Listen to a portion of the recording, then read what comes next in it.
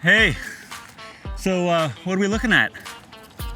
Well, this is the bottom of my engine on my 2021 KTM Duke 890, and this is something that I want to protect.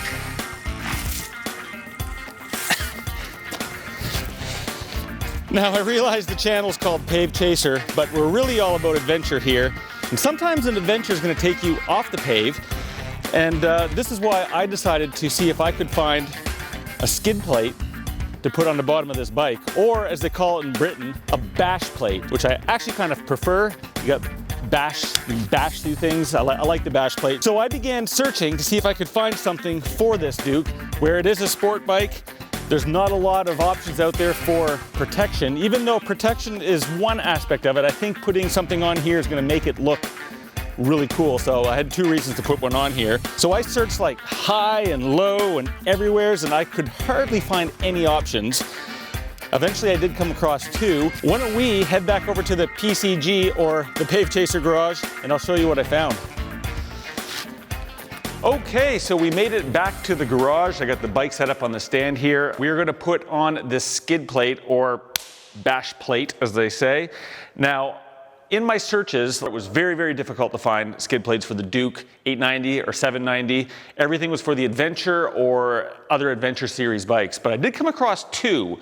The first one is T-Rex Racing, and they do make a lot of really sweet looking parts for this bike. Unfortunately, at the time I was ready to purchase, they had none in stock and there was no ETA on when they would get it. So I continued my search. Actually on eBay, I came across a skid plate for this, and it was by Zyger. It was called the Zyger skid plate. After doing a little bit more research, I came across the website of a company called Ibex. This is in Germany. Their entire website is in German, and I believe the Zyger product is one of theirs. Unser Zyger Produktzieren were in Deutschland. I'm sure it was butchered. Nonetheless, that is the product I ended up buying. The T-Rex skid plate for this, I should mention, was $200 US, so about $260 Canadian. They do ship in the US for free, but not to Canada, so I don't know what the shipping was. The product price for this one was a little bit more. It was at $300 Canadian.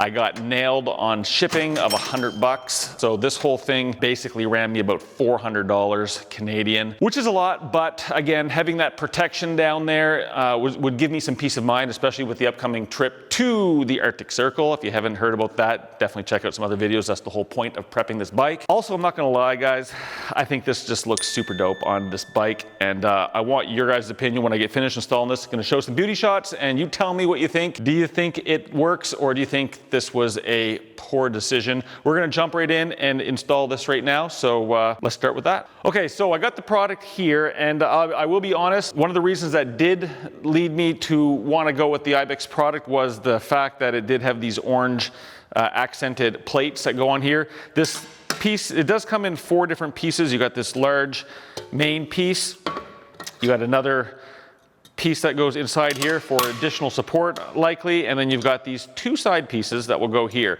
Now it is matching exactly to the KTM orange, which I do like. If you're not a fan of the orange, I believe they do make a silver version and a black version, and quite honestly, this ain't hard to paint, so you can pretty much put whatever color you want. I'm gonna keep the orange accenting because most of my bike is blacked out, and I like having a little bit of orange there to just spice it up a little bit.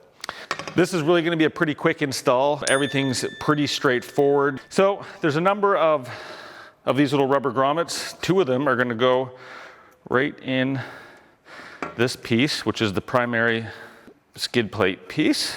Once those are in, we take 2 of these and basically put those in there. We have 3 more of these grommets, and they're going to go inside of these side pieces. And now that those rubber pieces are in there, we are going to take 3 of these from the inside, and you're gonna do the same on the other one. As you can see, I've already pre-assembled that, so those 2 are ready to go. This one's ready to go here. This piece here is gonna lay inside here, and this is just going to give it additional structural support from what I can gather. It does come with these 2 bigger spacers here. Now these are going to bolt underneath the engine, and so 4 bolts is going to basically attach this assembly to the bottom of the bike. These 4 bolts are going to connect this structural plate to the main skid plate.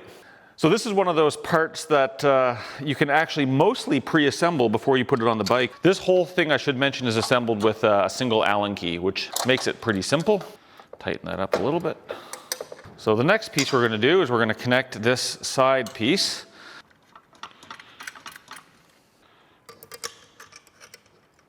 Now we'll give them a little torque.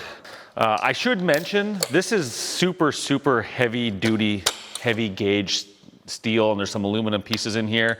So now this is ready to throw on the bike, I think, and see what it's going to look like. These 2 spacers are going to go to the front, and the reason for that is this exhaust pipe actually comes down a little bit lower than the engine, and so this is going to give you a little bit of space so the plate's not touching your exhaust pipes.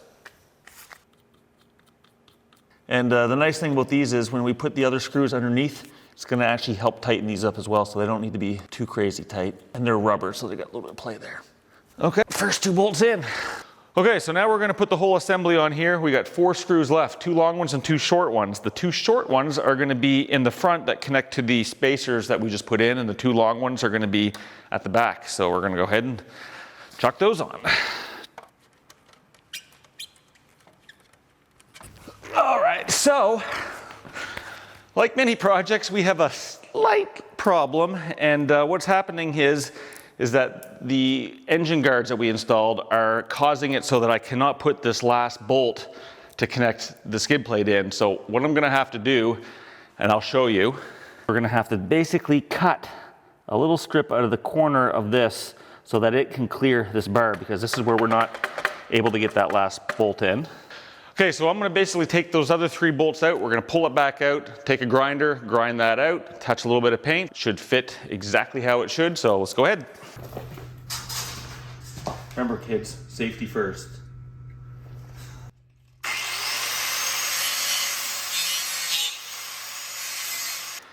Okay, so we got back from the shop, and you can see what we've done here is basically just ground off that section right here. And this is aluminum, so it will not rust, but I'm gonna put a little bit of black high gloss paint on here so that it looks good.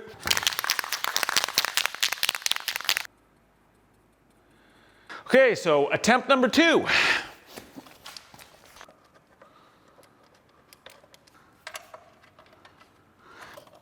Look at that.